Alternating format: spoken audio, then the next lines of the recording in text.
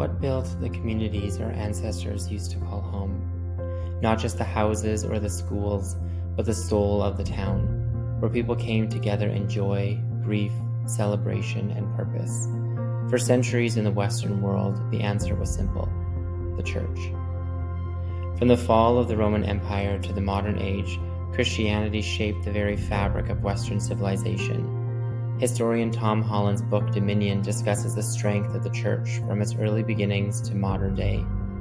He writes that our Western societies are rooted in Christianity, despite the ongoing effort in modernity to break our connection to the church. In medieval Europe, the church was not just a place to worship, it was the center of life. It educated children, cared for the poor, preserved knowledge, and mediated conflicts. The church was the first building erected in a town, and everything else was built around it.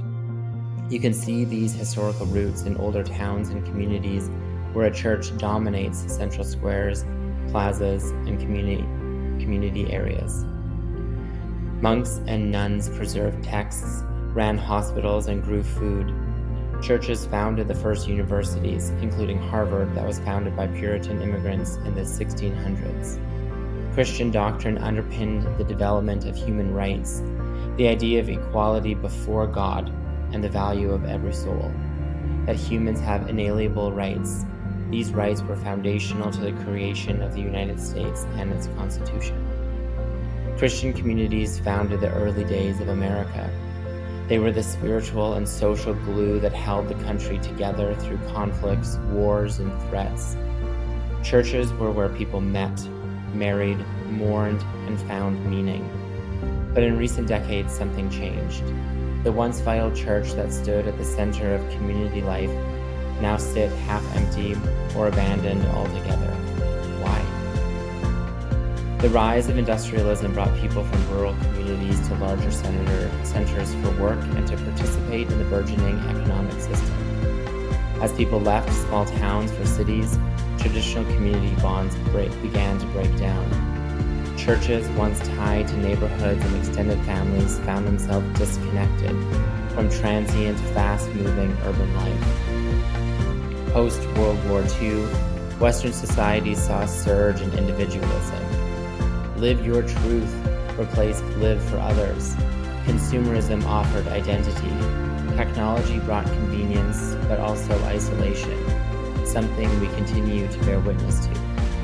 The church, which itself teaches self-sacrifice, submission to God, and moral absolutes, clashed with a culture increasingly shaped by relativism and personal autonomy and science is the truth mentalities. Scandals, cover-ups, and political entanglements broke trust with the church. Many who once saw the church as a moral guide began to see it as hypocritical or even dangerous. In the 21st century, a more aggressive form of anti-Christian sentiment has taken root in parts of North American culture. The source of this is to be discussed in subsequent videos. In our current world, Christian values are often labeled as outdated, intolerant, or oppressive. Expressions of faith are mocked or marginalized, especially in media, universities, and politics. And while religious freedom still technically exists, in practice, many Christians feel pressure to remain silent about their beliefs. The church, once seen as a moral compass, is now often seen as a threat to progress. And so we're left with the consequences. Loneliness is at an all-time high. Mental health is declining. Civic engagement is collapsing. People are searching for meaning and finding it in politics, identity, and online tribes, or simply not at all. But nothing has replaced what the church once provided: a shared story, a sense of belonging, a reason to live and die for. And yet not all is lost. In homes, schools, parks, prisons, and social media, people are rediscovering faith. Churches are growing. Young Christians are forming intentional communities. Some are turning back to ancient practices, with steadily growing numbers of young people attending Orthodox Christian and Catholic churches. They know what we've forgotten. We were never meant to live life alone. Community, belonging, purpose. Christianity once built it. Our culture discarded it. But maybe, just maybe, we can build it again together.